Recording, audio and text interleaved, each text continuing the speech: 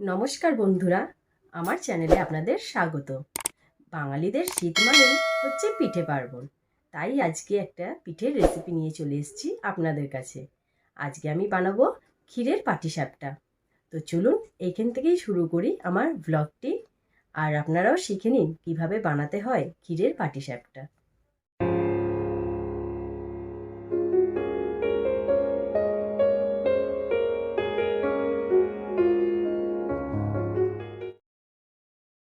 সবার প্রথমে আমি একটি বাটিতে 3 হাতা কিংবা 3 কাপ আতপ চালের গুঁড়ো নিয়ে নিলাম।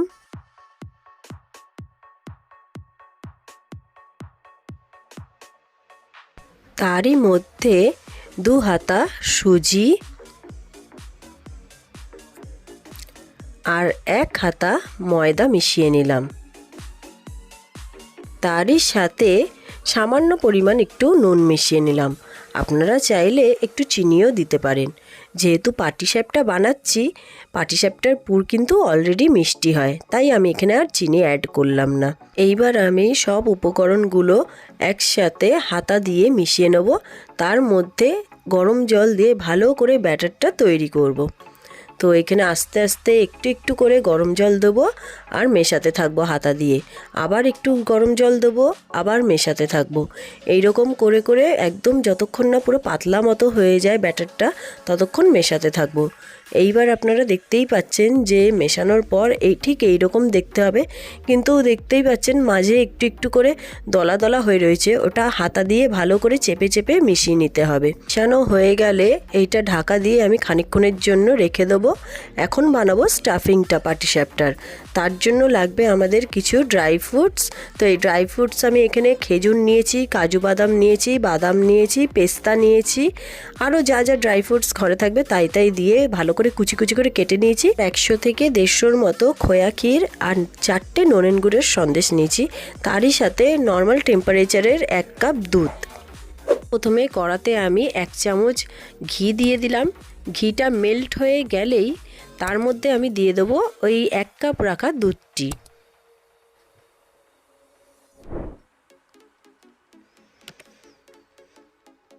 দুধটা এবার আমি ভালো করে খুন্তি দিয়ে একটু নেড়ে চেড়ে নেব।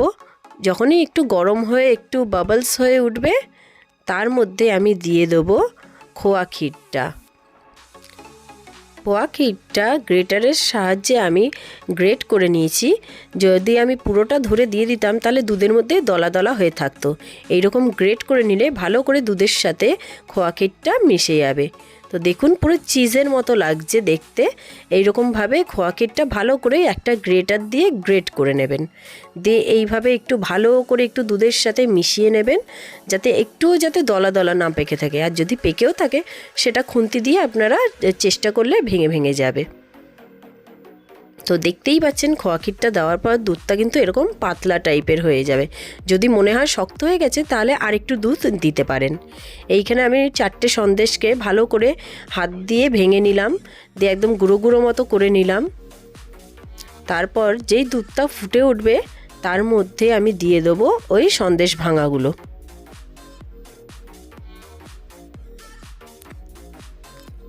সন্দেশ ভাঙাগুলো দেওয়ার পর আবার খুন্তি দিয়ে ভালো করে নাড়িয়ে চাড়িয়ে দেব। ভালো করে মিশে যাওয়ার পর তারপর একটা একটা করে উপকরণগুলো আমি ওর মধ্যে অ্যাড করব। তো এরপর দিয়ে দিচ্ছি ড্রাই ফ্রুটসগুলো। এর মধ্যে কিন্তু কিশমিশ আছে, কাজু বাদাম আছে, বাদাম আছে, খেজুর আছে, আরও যত রকমের পারেন আপনারা ড্রাই ফ্রুটস দিতে পারেন। আর একটু সামান্য পেস্তাও দিয়েছিলাম আমি। এরপর দেখুন ফুটতে শুরু করেছে যখন, অবশেষে লাস্টে 2 টেবিল স্পুনের মতো আমি চিনি অ্যাড করেছি। আপনারা চাইলে যদি মিষ্টি বেশি খেতে চান তাহলে আরেকটু বেশি করে চিনি দিতে পারেন, কিন্তু যেইটুকুনি পরিমাণ দরকার সেইটুকুনিই দেবেন। কারণ সন্দেশের জন্য অলরেডি কিন্তু খোয়া ক্ষীরটা একটু মিষ্টি মিষ্টি হয়ে থাকবে। দিয়ে ভালো করে এবার নেড়ে চেড়ে নেব। যখন এইরকম একটু পাতলা পাতলা থাকবে তো একটু জ্বালানটা দিয়ে আমি গ্যাসটা বন্ধ করে দেবো। গ্যাসটা বন্ধ করে দেওয়ার পরে এটা যত ঠান্ডা হবে তত এটা টেনে আসবে, শুকিয়ে যাবে। এরপর হাতের মধ্যে একটু অয়েল কিংবা ঘি লাগিয়ে পুরগুলো হাতের মধ্যে নিয়ে একটুখানি মানে নাড়াচাড়া করে পটলের মতো শেপ দিতে হবে। প্রথমবার একটু প্রবলেম হবে, তারপরে করতে করতে ঠিক হয়ে যাবে। তো দেখুন আমি কেমন করে শেপটা দেওয়ার চেষ্টা করছি। ঠিক এইভাবে পটলের মতো করে করে একটা করে শেপ দেবেন। এরকম করে করে একটা প্লেটের মধ্যে সব হয়ে গেলে একসাথে রেখে দেবেন। দেখুন আমার এখানে অনেকগুলো হয়েছে, আরও আমি বানাবো। তো এইরকম শেপটা দেওয়ার চেষ্টা করবেন।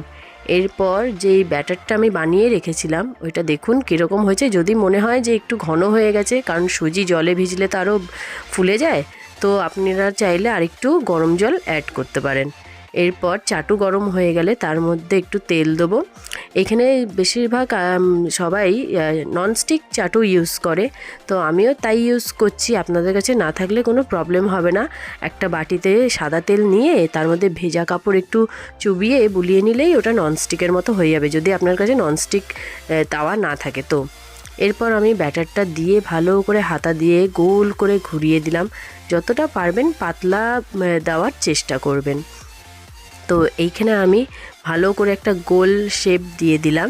তো এইটা একটু ভেতরে বাবলস মতো ফুটে এলেই ওপরটা দেখবেন একটু ড্রাই ড্রাই হয়ে গেছে, তখন ওই পুরটা ওপরে দিয়ে দিতে হবে, যেমন আমি দিচ্ছি।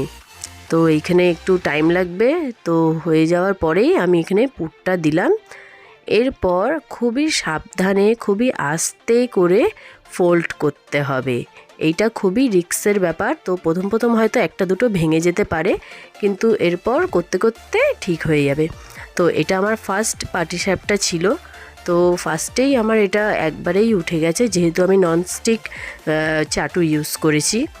তো এখানে একটা একটা করে আমি ফোল্ড করছি, দেখুন কীরকমভাবে করতে হয়। দিয়ে ফোল্ড করা হয়ে গেলে মাঝখানে একটু ফেটে গেছে, বাট ফার্স্ট টাইমের জন্য ঠিক আছে। তারপরে দুদিকে ভালো করে একটু কড়া করে ভেজে নিতে হবে দুদিকটা। একটু লাল লাল হয়ে গেলেই আপনার পাটিসাপটা রেডি।